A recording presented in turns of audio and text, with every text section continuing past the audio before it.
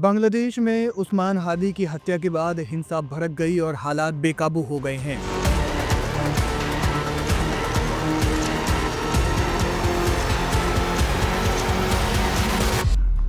इस दौरान एक हिंदू युवक दीपू चंद्रदास की भीड़ ने सरेआम जलाकर हत्या कर दी। भीड़ ने पहले उसकी पिटाई की और कपड़े उतार दिए, फिर एक चौराहे पर लगे पेड़ से उसे बांधकर उसके शव को आग लगा दी। दास के पिता ने इस पूरी घटना के बारे में विस्तार से बताया है। उन्होंने कहा कि भीड़ ने बेटे को केरोसिन से आग के हवाले करने के बाद जले हुए सिर और धड़ को बाहर बांध दिया था।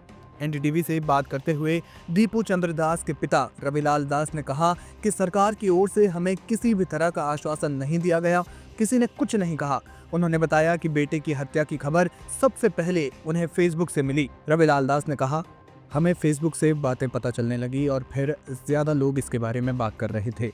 हमें तब पता चला जब किसी ने मुझे बताया कि उसे पूरी तरह से पीटा गया है।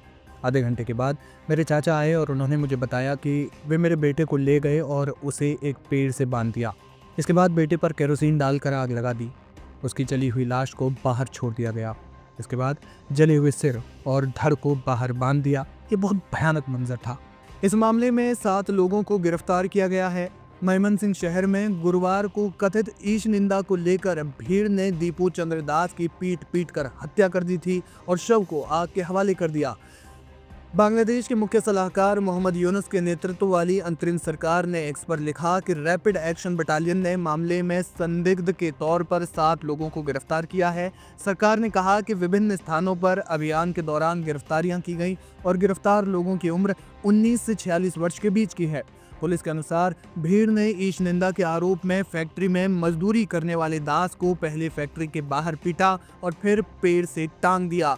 पुलिस ने कहा कि इसके बाद भीड़ ने मृतक के शव को ढाका मयमनसिंह राजमार्ग के किनारे आग के हवाले कर दिया।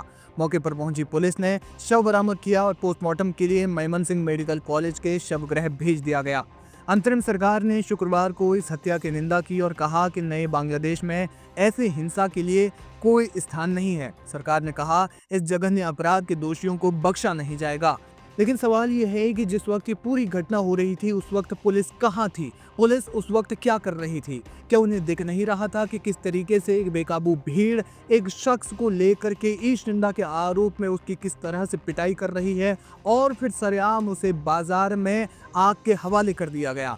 सभी के मन में यही सवाल है कि बांग्लादेश की पुलिस या फिर बांग्लादेश के सुरक्षा कर्मी उस वक्त क्या कर रहे थे। आपको बता दें कि बांग्लादेश में हिंदू समुदाय पिछले साल अगस्त में तत्कालीन प्रधानमंत्री शेख हसीना के अपदस्थ होने के बाद अल्पसंख्यक समुदाय के खिलाफ हुई सिलसिलेवार घटनाओं से प्रभावित हुआ है।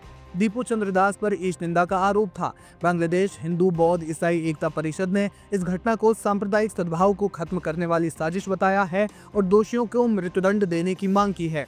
छात्र नेता शरीफ उस्मान हादी की मौत के बाद जारी विरोध प्रदर्शनों के बीच इस लिंचिंग ने आग में घी डालने का काम किया है। ढाका और चटगांव जैसे बड़े शहरों में अल्पसंख्यक समुदाय खुद को असुरक्षित महसूस कर रहा है।